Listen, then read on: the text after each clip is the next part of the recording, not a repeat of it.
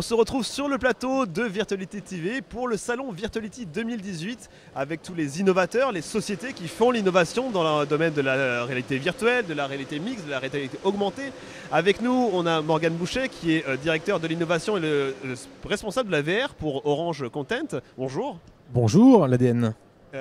Première question, alors Orange et la réalité virtuelle, est-ce que c'est un mariage de raison, mais quelle est finalement votre approche de la réalité virtuelle? Alors, l'histoire, le point de départ de la réalité virtuelle pour Orange, en tout cas dans la partie médias et contenu, c'est de se dire que nous, notre métier, c'est au-delà de connecter les gens, c'est de les immerger dans des histoires. Parce qu'on distribue des services de contenu, de vidéo à la demande, de musique à la demande, de télévision à la demande. Il y a cette notion d'engager le public. Et à un moment donné, quand la réalité virtuelle arrive, on se dit, on peut tout à fait imaginer que demain, il y ait des services de VR à la demande. Toujours dans cette logique d'immerger un peu plus le public. Donc forcément, ça nous attire, on regarde, on explore, le groupe s'y intéresse, le département de Venture Capital, donc Orange Digital Venture, investit dans une startup qui est à la fois un studio et une plateforme. Du coup, on a du contenu, une plateforme et des partenaires, puisqu'on fait des deals de contenu tous les jours chez Orange Content pour la télévision, pour des différents médias, les différents supports. Et donc du coup, là, on se dit, on va explorer ce sujet-là, même si, en effet, il n'est pas encore grand public, mais on arrive à traduire et à analyser les projections des analystes sur ce sujet-là. Donc on sait que ça va arriver, on sait que c'est adhérent en termes de réseau, donc on explore. Avec beaucoup d'humilité parce qu'on voit que c'est compliqué, c'est un nouvel écosystème, c'est un nouveau format, c'est une nouvelle technologie qui est ancienne mais qui reste nouvelle, et puis c'est une nouvelle grammaire. Donc du coup, on a besoin de comprendre comment les consommateurs vont appréhender ces contenus-là. Est-ce qu'ils préfèrent la musique, la fiction, le jeu? Justement, une stratégie exploratoire, beaucoup de test and learn, je suppose. Complètement. Et quels sont les premiers engagements, les premiers enseignements plutôt que vous tirez, ou est-ce qu'il y a déjà des fils que vous commencez à tirer? Alors, ça va être assez bateau, mais des bonnes histoires. C'est-à-dire qu'on est sur une nouvelle technologie qui est complexe. Tous les auteurs, producteurs ne sont pas tous au même niveau devant cette technologie-là, qui est complexe parce que du coup, il y a cette notion de profondeur, d'immersion, mais il y a le son aussi qui a souvent été un peu le parent pauvre, et tout d'un coup la leçon il revêt une importance folle, et donc voilà, donc c'est plein d'éléments qui font que l'histoire est au cœur, mais c'est une nouvelle manière de raconter les histoires, et donc ils ne sont pas tous au même niveau. Après, sur les segments, ce qu'on voit, c'est que tous les sujets de documentaires qui vont faire rêver par rapport à des choses réelles qu'on ne peut pas avoir au quotidien, on voit une vraie appétence par rapport à ça. Ça, c'est un segment. Le côté un peu documentaire où j'aimerais être en haut du Mont Blanc et je sais que je ne le ferai jamais ou je vais avoir du mal à le faire. Et puis après, à l'opposé, je passe le jeu parce que c'est une évidence. Le jeu, sur cette cible-là, plutôt millennials, plutôt jeunes, le jeu, c'est central. Et puis après, il y a tous ces nouveaux sujets immersifs qui sont autour de la fiction, où là, on voit des nouveaux studios, des nouvelles grammaires autour de la fiction, qui mixent la prise de vue réelle avec de la prise de vue CGI, donc pas de prise de vue, mais de la création en 3D, où là, il y a plein de choses aussi qui intéressent le public. Donc aujourd'hui, on est encore en train de comprendre et analyser tous ces usages-là. De nouvelles expériences à venir.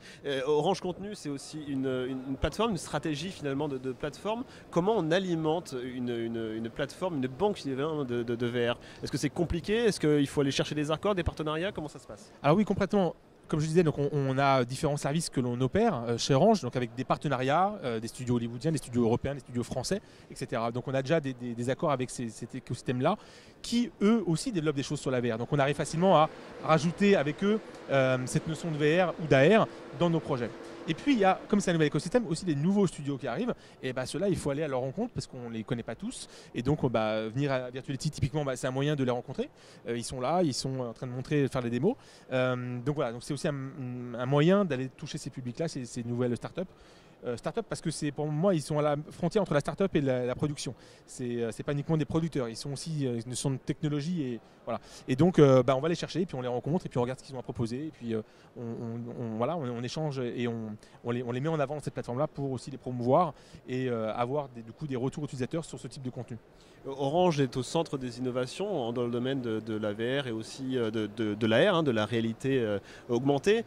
Quel est selon vous, alors si on prend une vision un peu plus prospective, un peu l'avenir, le futur, dans 5 ans, 10 ans peut-être, de ce secteur-là? Je suppose le tout soutenu par des réseaux tout de même robustes. On parle de 4G mais aussi de 5G pour aller même plus loin que ça? Alors, déjà la 5G, donc ça va commencer à arriver l'année prochaine, et puis en 2020 de manière un peu plus mainstream et grand public. Typiquement la 5G ou la fibre vont être vraiment clés dans le développement de ces nouvelles technologies et nouveaux usages, parce que aujourd'hui un fichier de VR c'est 5 à 7 fois plus volumineux qu'un fichier 4K. On sait qu'aujourd'hui les créateurs se limitent aussi en amont, parce qu'ils ont conscience que les machines ne sont pas toutes prêtes à supporter de tel poids et tel fichier en termes de processing, en termes de bande passante, s'il faut attendre 1 heure pour télécharger son fichier. Bref, demain, donc les réseaux très haut débit, donc comme la fibre ou la 5G, vont vraiment faciliter tout ça.